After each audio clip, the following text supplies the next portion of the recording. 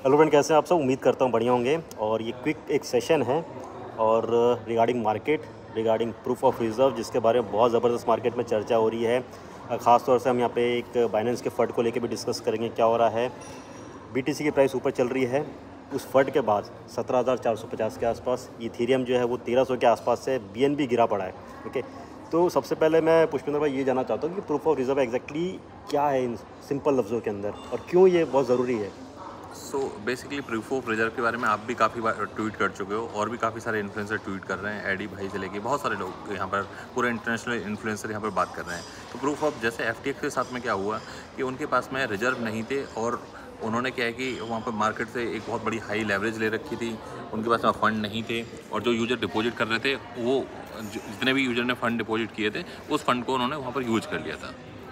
Okay, सो तो सो अब उस फंड को जब यूज कर लिया था तो अब यहाँ पर बाइनेंस ने एक मुहिम चलाई कि हम हमारे पास में जो भी होल्डिंग है हम उसके वॉलेट एड्रेस पब्लिश करेंगे। तो ऐसे ही सेम तरीके से यहाँ पर क्या है कि डिफरेंट डिफरेंट एक्सचेंज ने पब्लिश किए, जैसे बाइनेंस ने पब्लिश कर दिया, बिटगेट ने पब्लिश कर इसमें दिया। बहुत सारे लोगों का ये कहना है कि बाइनेंस ने जब ये पब्लिश किया अपना प्रूफ ऑफ रिजर्व, तो उसकी वजह से क्या हुआ कि बाकी एक्सचेंजेस को भी आगे आना पड़ा कि भाई हमको भी करना है। और इसमें क्या हुआ कि बाकी एक्सचेंजेस की कुछ की पोल खुल गई कि भाई कैसे करें, क्योंकि उनके पास है ही नहीं प्रूफ ऑफ रिजर्व शो करने के लिए। तो इसकी वजह से क्या है कि बहुत सारे एक्सचेंजेस के अंदर पैनिक क्रिएट हो रहा था। ओके, और अभी मेरे ख्याल से अब बाइनेंस के ऊपर भी थोड़ा बहुत कहीं ना कहीं से फंड आ रहा है। सीजेड जो है बार बार ट्वीट डाल रहा है कि भाई इस फंड से वो मत करो, हमने ये सारी चीज़ें सामने लेके आए हैं। तो बहुत सारे जो रूटर्स हैं वो हमारे पीछे पड़े हुए हैं। तो अगेन हाँ, उसी हिसाब से इसमें बीएनबी एक की प्राइस नीचे आ रही है हाँ, मगर। इसमें एक चीज़ और मैं ऐड करना चाहूँगा। आपने बिल्कुल सही पॉइंट यहाँ पे हिट किया। तो जो बाइनेंस है, बाइनेंस ने भी जब अपने प्रूफ ऑफ रिजर्व पब्लिश करे तो उसमें सबसे ज़्यादा उनकी होल्डिंग थी वो बीयूएसडी की। ओके। अब लोगों का कंसर्न है भाई ये बीयूएसडी की होल्डिंग इतनी सारी है। बीयूएसडी बाइनेंस का एक तरीके से आप कह सकते हो कि स्टेबल कॉइन है, अल्टीमेटली बाइनेंस ही उसको सपोर्ट कर रहा है। तो यहाँ पर काफ़ी लोगों के मन में डाउट भी हुआ है, तो उन्होंने ट्विटर स्पेस के जरिए और डिफरेंट डिफरेंट वे से उन्होंने क्वेश्चंस पूछे। ओके। और अभी क्या है कि यूएस की एक एजेंसी है जो इन्वेस्टिगेशन कर रही है बाइनेंस का भी। तो अब यहाँ पर लोग स्केयर हैं कि भाई अगर बाइनेंस के साथ में कुछ भी ऐसा होने लग गया तो फिर तो पूरा मार्केट ही खत्म हो जाएगा, क्योंकि 80% प्लस शेयर तो क्योंकि मैं यहाँ पे दुबई में कल कुछ बड़े लोगों से मिला था। यहाँ पे एक छोटा सा इवेंट था, तो वहाँ पे भी सब यही चर्चा कर रहे थे कि whether we should withdraw from Binance or not. मैं यहाँ पे कुछ वो नहीं कर रहा हूँ कि आपको विड्रॉ करना नहीं करना है, क्योंकि सीजेड के ट्वीट्स आ रहे हैं, वो बोल रहे हैं कि सब कुछ सही है, बढ़िया है। बहुत ज़्यादा ट्वीट्स आ रहे हैं हर एक चीज़ को लेकर। कुछ भी गलत आ रहा है तो तुरंत उसका एक जवाब आ रहा है कि भाई ऐसा नहीं, ऐसा नहीं, सब कुछ सही है। बट स्टिल बीएनबी की प्राइस नीचे आ रही है। और देखिए, हम क्रिप्टो को इतने सालों से देख रहे हैं और हमने बहुत अच्छे अच्छे एक्सचेंजेस को देखा है, जो पता चलता है कि अभी सब कुछ ठीक है, लेकिन दूसरे दिन क्या हो जाएगा कुछ पता नहीं चलता है। तो वहीं पे सबके अंदर एक ये भी डर है कि अगर कुछ बाइनेंस के अंदर ऐसा कुछ हुआ तो बहुत ज़बरदस्त कह सकते हैं कि बाइनेंस जो है वो क्रिप्टो मार्केट की पूरी नींव है, एक पिलर है। अगर वो कुछ टूटा फूटा तो बहुत बुरी हालत हो सकती है। तो स्टिल मैं भी यहाँ पे थोड़ा बहुत यहाँ पे कंफ्यूज हूँ क्या करना है क्या नहीं करना है, क्योंकि एक तरफ जो बीटीसी का मार्केट ऊपर है, इथेरियम ऊपर है, बीएनबी नीचे है। तो वेदर वी शुड एक एक चीज़ और भी, जो अचानक से ये बिटकॉइन बढ़ा है ना, आप देखो एक साथ, क्योंकि लोग क्या है कि जो यूएसडीटी को भी और ऑल्ट कॉइन को भी बिटकॉइन में कन्वर्ट कर रहे हैं। क्योंकि अगर बाइनेंस के साथ में कुछ भी होता है तो ऑल्ट तो ये समझ लो कि आधे खत्म हो जाएंगे। ओके। क्योंकि कहाँ ट्रेड होंगे। सबसे बड़ी चीज़ है कि वैसे बाइनेंस के पास में बहुत बड़ा रिजर्व है, बहुत बड़ा शेयर बाइनेंस होल्ड करता है। वैसे हम तो यही एक्सपेक्ट कर रहे हैं कि ऐसा कुछ नहीं होने वाला, बट फिर भी सेफर साइड मुझे लगता है कि अपने हार्डवेयर वॉलेट के अंदर या फिर उतना ही फंड एक्सचेंज के ऊपर रखो जितना ट्रेड करना फॉर है। द सेफर साइड यही कहेंगे कि भाई थोड़ा ऑल्ट्स के अंदर कम ट्रेड करो। और बेहतर ये रहेगा कि जो अच्छे ऑल्ट कॉइन्स हैं, जैसे कि मैं ये भी कह सकता हूँ कि बीएनबी जो है ऑफकोर्स 255 268 समथिंग अभी चल रहा है।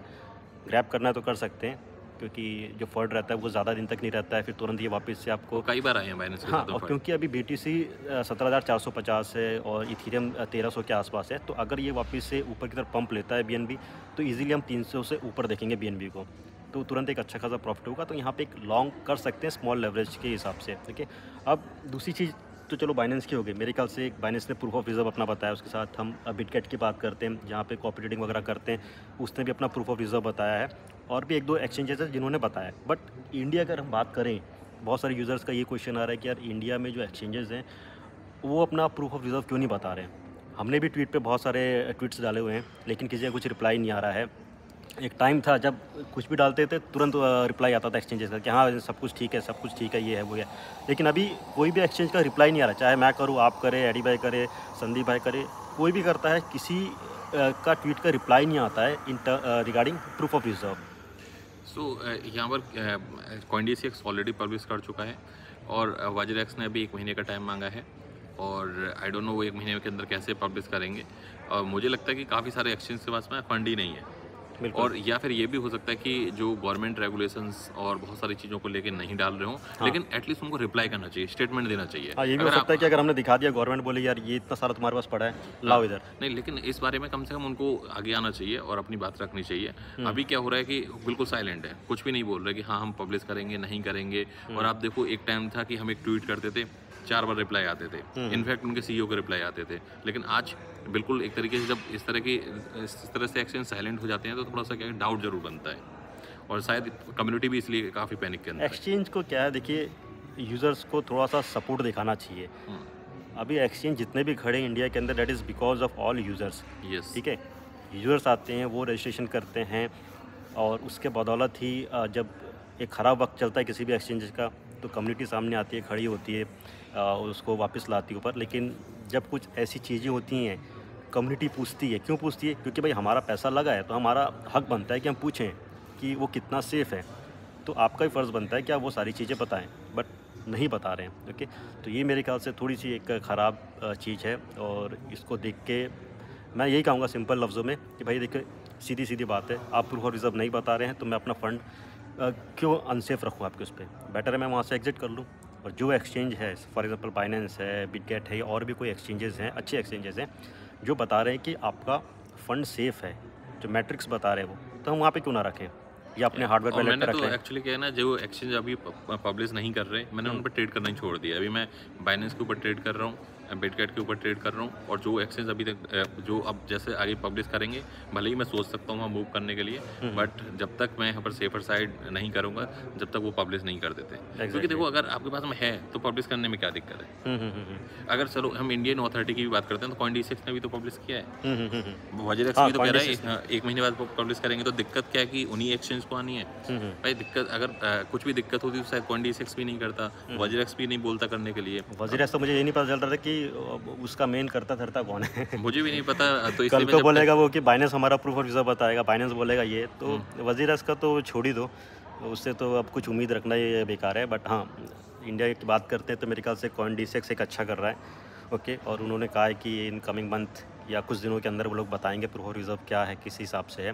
क्योंकि देखिए, नहीं दिखा रहे हैं या टाइम ले रहे हैं, इसके पीछे बस यही हो सकता है कि जो इंडिया के अंदर रेगुलेशंस हैं किस हिसाब से चल रही हैं, उसको देख के फूक के एक स्टेप लेना पड़ता है। ठीक है, तो उस हिसाब से वो लोग कर रहे होंगे। But I am still positive on CoinDCX से जी। तो जी भाई, बस ये ऐसे ही कॉजल हम एक्चुअली साथ में डिस्कस ही कर रहे थे बस ये सारी चीज़ें। तो हमने सोचा क्यों ना इसकी एक वीडियो भी बना दी जाए, एक सेशन ही रिकॉर्ड कर दिया जाए। तो ऐसे ही हमने रिकॉर्ड कर दिया सेशन। हाँ, तो बस अभी हम यहाँ पे दुबई में ही हैं और डाउनटाउन के अंदर हैं, चर्चा हो रही है, ऐसी बातें कर रहे हैं और मार्केट में इतना कुछ है नहीं। तो मैं तो अभी शायद निकल रहा हूँ, कतार निकल रहा हूँ और मैच देखने के लिए।